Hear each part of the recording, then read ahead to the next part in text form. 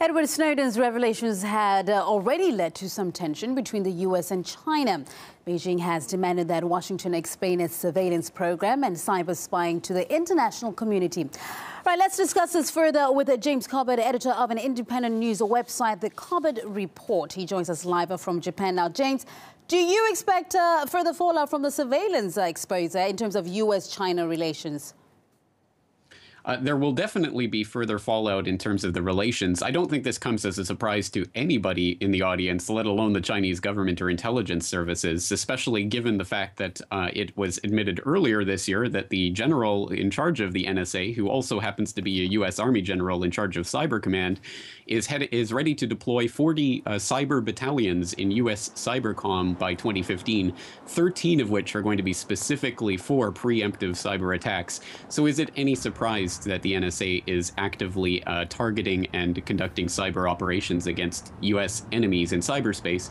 Of course, this is no surprise to anyone, but now that this has been put on the table and made quite explicit, I think there's going to have to be some sort of reaction from Beijing, and this is going to complicate already complicated relations between the two, especially as this was just the topic of the first meeting between President Obama and President Jinping since Jinping took office there in California just earlier this month. Absolutely, especially since Washington has always denied that they weren't doing that. Now, some in the U.S. call Snowden a traitor.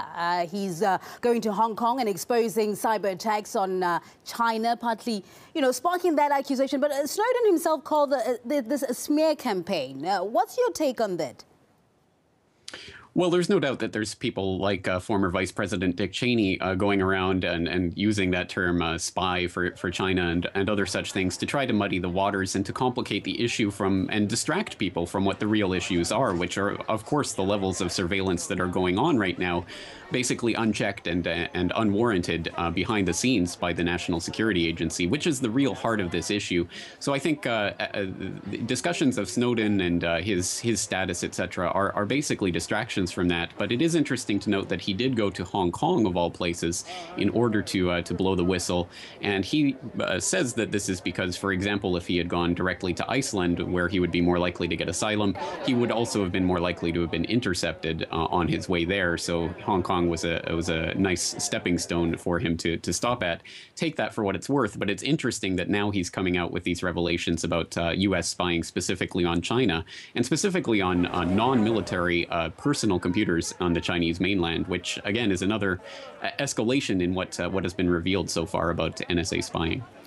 Now, speaking of Snowden and in terms of why he decided to go to Hong Kong, I'm going to come back to that in terms of extradition questions to you. But I just want to go back to the U.S. I mean, Washington is saying that they did all this supposedly spying because of security and terrorism. They've been using those two words to justify a lot. How is it, tapping into University of Hong Kong, into business and students' private data? How is that? What does that have to do with terrorism? For the answer to that question, you'd have to get General Keith Alexander on the program and perhaps put it to him or perhaps to his ranking superiors. But honestly, there's no possible correlation between the two. Of course, it would be naive to assume that the Chinese are not also conducting cyber military operations in cyberspace against the United States and others.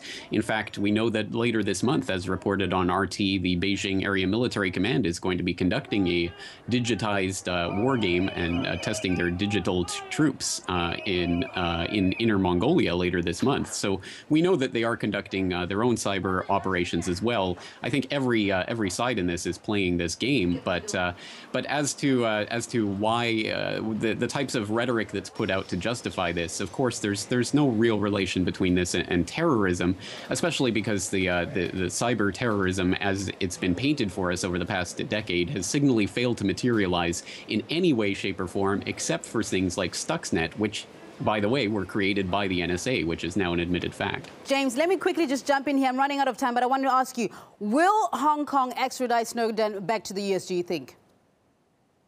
I think it's going to be a very touchy subject, and there is the possibility that China will play ball with the U.S. on this. It depends really whether Xi Jinping wants to take China in the direction of really bolstering relations with the U.S.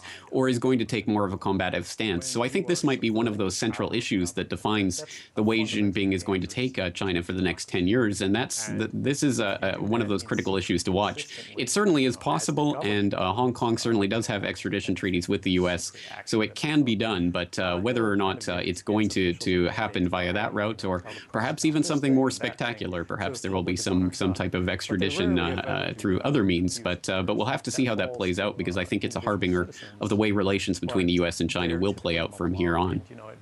I think the story becomes spectacular by the moment. We never know what Snowden is going to come up with, but we'll keep watching, and obviously that's and keep getting analysis on that. James Corbett there of the news website, the Corbett Report, live from Japan.